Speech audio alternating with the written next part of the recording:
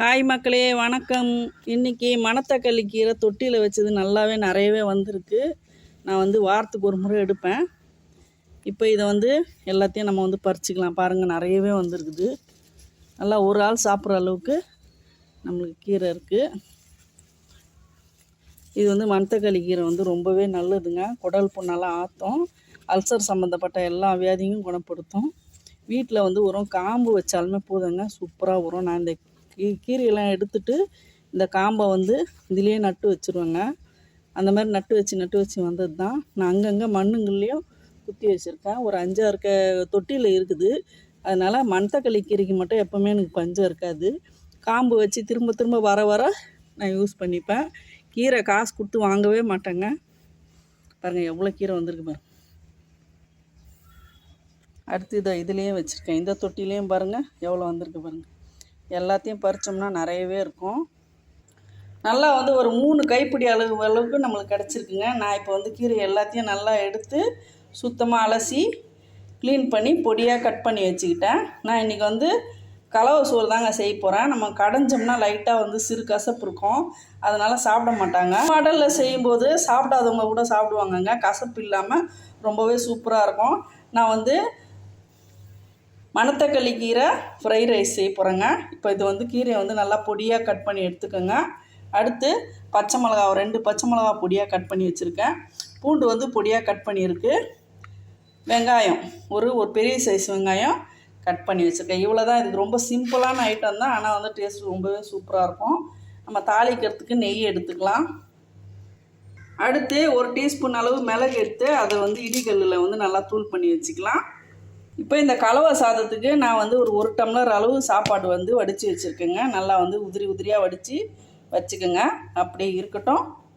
இப்போ ஒரு கடாயை வச்சுக்கலாம். இப்போ இந்த சாப்பாடு தாளிக்கிறதுக்கு நான் ஒரு 3 வகையான பருப்பு எடுத்துருக்கேங்க. கடலைப்பருப்பு, பாசிப்பருப்பு, உளுத்தம்பருப்பு 3மே ஒரு டீஸ்பூன் எடுத்திருக்கேன். 1 டீஸ்பூன் அளவு நெய் ஊற்றிக்கலாம். நல்லெண்ணெய் 1 டீஸ்பூன் ஊற்றிக்கலாம். நல்லா காயட்டும். இந்த சாப்பாட்டுக்கு நெய்யும் நல்லெண்ணையும் கலந்து செய்யுங்க. குடல் புண்ணு இருக்கிறவங்களுக்கு இந்த மாதிரி கலவை சோறு செய்து கொடுத்தீங்கன்னா ரொம்பவே அல்சருக்கு நல்லதுங்க. இந்த பருப்பும் எடுத்து எண்ணெயில் போட்டுடலாம்.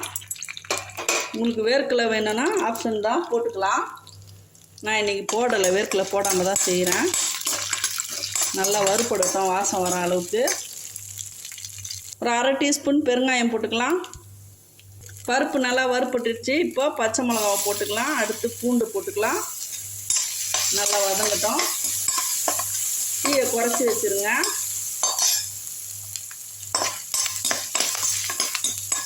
நல்லா வதக்கி விட்டுட்டு இதுலேயே பச்சை வெங்காயத்தை போட்டுடலாம். நல்லா வதக்கி விட்டுருங்க.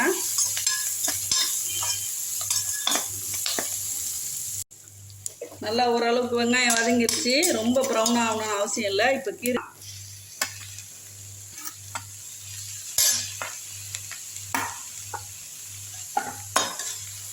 நல்லா வதக்கி விட்டுருங்க. கடையில் பண்ணோம்னா கண்டிப்பாக லைட்டாக சிறு கசப்பு எடுக்கும். இந்த மாதிரி செய்யும்போது கண்டிப்பாக கசப்பு ரொம்ப கம்மியாக இருக்குங்க. சாதம் போட்டு நம்ம கலவை சோறு லஞ்ச் ரெசிபி மாதிரி செய்து கொடுத்துடலாம். குழந்தைங்களுக்கு ஸ்கூலுக்கும் கட்டி கொடுக்கலாம். ரொம்பவே உடம்புக்கு நல்லது. வதக்குனா கொஞ்சம் தான் ஆகிடும். இந்த 1 கிளாஸு சாதத்துக்கு 1 கட்டு கீரை அளவு வந்திருக்கு. கரெக்டாக இருக்கும். இதில் தேவையான அளவு உப்பு போட்டுடலாம். நான் ஒரு 3/4 டீஸ்பூன் அளவு சால்ட்டு போடுறேங்க. உப்பு ரொம்ப அதிகமாகிடக்கூடாது. ஒரு வதக்கிலேயே நல்லா வதங்கிடுங்க. ரொம்ப தண்ணிலாம் ஊற்றி வேக வைக்கணும்லாம் அவசியம் இல்லை. பாருங்கள், ஒரு கைப்பிடி அளவு தான் வரும். இது அப்படியே திறந்தா மாதிரியே ஒரு 5 நிமிஷம் நல்லா வதக்கி விடுங்க. நல்லா வதங்கட்டும். பொதுவாகவே அதிகமான மருத்துவ குணம் இருக்கிற கீரை எல்லாத்துலேயுமே லைட்டாக ஒரு சிறு கசப்பு இருக்குங்க. இப்போ எடுத்துக்கிட்டோம்னா பொன்னாங்கண்ணி கீரை, முருங்கைக்கீரை, மணத்தக்காளி கீரை, இப்படி வருஷப்படுத்தி பார்த்திங்கன்னா நீங்களே யோசிச்சு பாருங்கள். நிறைய கீரைங்களில் நல்ல கீரைன்னு சொல்கிற கீரை எல்லாத்துலேயுமே லைட்டாக சிறு கசப்பு இருக்கும். அவ்வளோதான். நல்லா வதங்கிருச்சு. இப்போது இதில் மிளகு தூள் போட்டுடலாம்.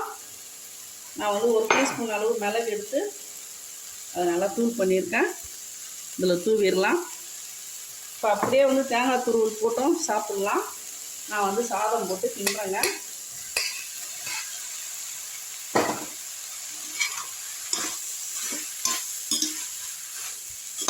கீரையாக கடைஞ்சாகுதோ வந்து கம்மியாக தான் செலவு பண்ண வேண்டிய சூழ்நிலை வரும். இப்படி இது பண்ணும்போது நம்மளுக்கு வந்து கீரை வந்து அதிகமாக செலவாகும். ஆனால் வந்து சாதம் வந்து கம்மியாக இருக்கும், கீரை அதிகமாக இருக்கும். கொஞ்சம் கூட கசப்பு தெரியாதுங்க. ரொம்பவே டேஸ்ட்டும் ரொம்ப சூப்பராக இருக்கும். அப்படியே ஒரு நிமிஷம் விட்டுடலாம். அவ்வளோதாங்க, ரெடி ஆயிடுச்சுங்க. கேஸ் ஆஃப் பண்ணிடலாம். ஸ்கூலுக்கு போகிறவங்களுக்கும் ஆஃபீஸ்க்கு போகிறவங்களுக்கும் இதே மாதிரி வந்து ஸ்டைலில் வந்து நீங்கள் வந்து கலவை சோறு செய்து கொடுங்க. உடம்புக்கு ரொம்ப ஹெல்த்தி. இதுக்கு வந்து ஒரு உருளைக்கிழங்கு சிப்ஸ் வச்சு கொடுத்துட்டிங்கன்னா ரொம்பவே சூப்பராக இருக்கும். இஷ்டமாக சாப்பிட்ருவாங்க. ஹாஸ்பிட்டலில் உடம்பு சரியில்லாதவங்களுக்கு அதிகமாக வந்து மெடிசன் எடுப்பாங்க. சில பேருக்கு ஊசி மாத்திரை மருந்துன்னு சொல்லிட்டு அட்மிஷனில் இருக்கிறவங்களுக்கு குடல் வந்து ரொம்ப புண்ணாக இருக்கும்.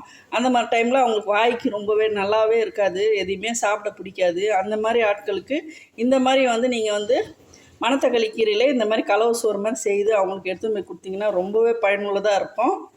வயிற்றுக்கும் ரொம்ப நல்லது. இப்போ இந்த கீரை கலவை சாதத்துக்கு ஒரு சைடிஷ் பண்ணிடலாம். நான் ஒரு 2 முட்டையை வறுத்துறேன். ரொம்ப சிம்பிளாக 2 முட்டையை வந்து நான் அவிச்சிட்டேங்க. இப்போ இது சூடு ஆறட்டும், உரிச்சிடலாம். இப்போ நான் 2 முட்டையை உரிச்சிட்டேங்க. இப்போ இது அப்படியே இருக்கட்டும். 2 பூண்டு பல் தட்டி வச்சுக்கோங்க. ஒரு சின்ன கடாயை வச்சு கேஸ் ஆன் பண்ணிக்கோங்க. கொஞ்சமாக அதில் வந்து நல்லெண்ணெய் ஊற்றிக்கலாம். இந்த பூண்டு பல் எடுத்து இதில் போட்டுருங்க. இப்போ இதில் ஒரு சிட்டிகை அளவு உப்பு, ஒரு சிட்டிகை மஞ்சத்தூள், ஒரு சிட்டிகை மிளகுத்தூள், கொஞ்சமாக வந்து மிளகாத்தூள், குழம்பு மிளகாத்தூள், இது எல்லாம் வந்து நல்லா வறுபடட்டும். நல்லா வதக்கி விட்டுட்டு இதில் கொஞ்சமாக வந்து லைட்டாக கொஞ்சமாக தண்ணி ஊற்றிக்கோங்க. அவ்வளோதான், 1 டீஸ்பூன் அளவு ஊற்றினா போதும். இது அப்படியே நல்லா கொதிச்சுக்கிட்டே இருக்கட்டும். இப்போ இந்த முட்டையை வந்து 2ஆக கட் பண்ணிட்டு வந்துடலாம்.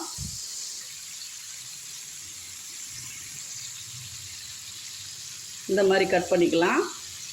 கட் பண்ணிவிட்டு இதில் இப்படி அடிக்கிடுங்க.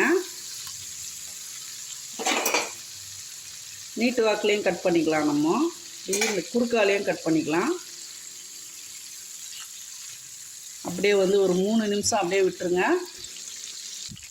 இதுக்கு மேலேயே அப்படியே வந்து பொடியாக நறுக்குனா கொத்தமல்லியை வந்து ரொம்ப பொடியாக கட் பண்ணிக்கோங்க.